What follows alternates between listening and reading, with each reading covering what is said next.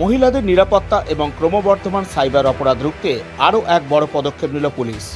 Diamond Harbour police জেলার অন্তর্গত উস্তি থানায় শনিবার সকালে সাড়ম্বরে সূচনা হলো সাইবার এবং ওমেন হেল্প ডেস্কের। এলাকার সাধারণ মানুষকে আরও দ্রুত আইনি সাহায্য পৌঁছে দিতে এবং নারীদের সুরক্ষাকে সুনিশ্চিত করতে এই বিশেষ উদ্যোগ নেওয়া হয়েছে।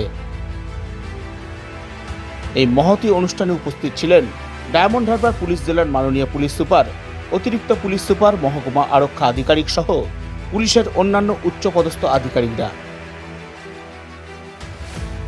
নতুন এই হেল্প ডেস্কের উদ্বোধনী অনুষ্ঠানে শুধুমাত্র পুলিশ প্রশাসনের কর্তারাই নন, সামিল হয়েছিলেন সমাজের বিভিন্ন স্তর থেকে আসা বহু সাধারণ মহিলা।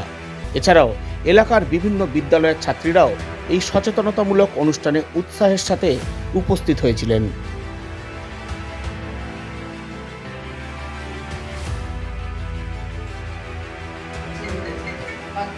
বাচ্চারা ধরুন রাত্রেবেলা টিউশন থেকে বাড়ি আসছে, যদি কোনো বাচ্চার সঙ্গে এরকম হয় যদি, তো ওটা কি আমি থানায় এসে জানাতে পারি?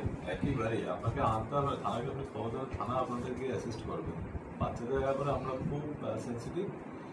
বাচ্চাদের কোনো রকম সমস্যা, কোনো অসুবিধা থাকলে আমরা কয়েকটা এগিয়ে গিয়ে আপনাদের হেল্প করবো।